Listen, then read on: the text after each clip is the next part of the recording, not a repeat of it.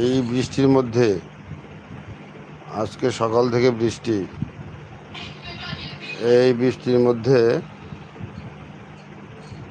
আমরা কিন্তু কেউই বের হই না, অথচ এই পল্লী বিদ্যুতের যে লোকগুলো নিয়োগপ্রাপ্ত আছেন বৃষ্টির মধ্যে গা ভিজে কাজ করছেন। তারপরও আমরা যারা গ্রাহক রয়েছি আমরা কিন্তু তাদেরকে একটু ভিন্ন চোখে দেখতেছি। এটা আমার মনে হয় একটু ভালোভাবে দেখা দরকার আমাদের সকলেরই, কারণ এই মানুষগুলো দূর দূরান্ত থেকে আসছে,